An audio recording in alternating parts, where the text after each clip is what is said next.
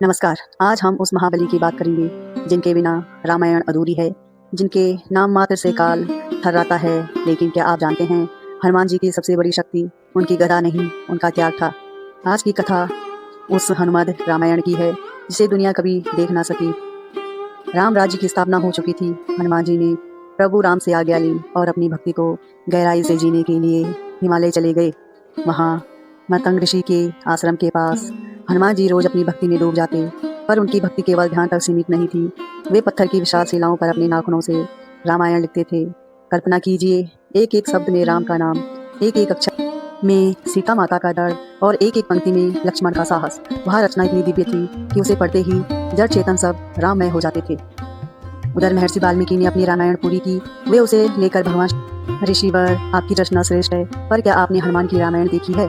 जिज्ञासावश वाल्मीकि जी हिमालय पहुंचे। जब उन्होंने उन पत्थरों पर लिखी हनुमान की रामायण पढ़ी तो उनके पैरों तले जमीन खिसक गई। हनुमान ने राम के उस स्वरूप को लिखा था जिसे केवल एक सच्चा भक्त देख सकता है।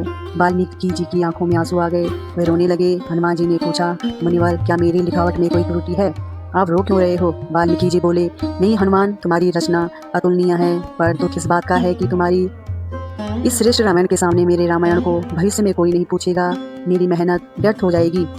हनुमान जी ने एक क्षण भी देरी नहीं की। उनके लिए अपना नाम बड़ा नहीं था, उनके लिए राम बड़े थे। उन्होंने हंसते हुए कहा, मुनिवर, आप चिंता ना करें।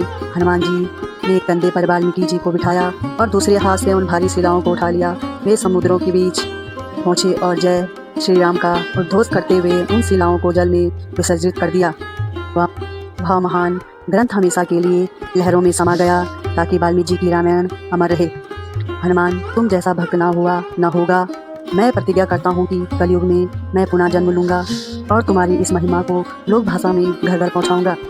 दोस्तों, हनुमान हमें सिखाते हैं कि सफलता का श्रेय लेना जरूरी नहीं है, सेवा करना जरूरी है। आज हम हनुमान जी से यही सीख कि जब हम कुछ अच्छा करें तो उसे पत्थर की लकीर न बनाएं, बल्कि उसे ईश्वर के चरणों में समर्पित कर दें। बोलिए संकट मोचन हनुमान जी की जय।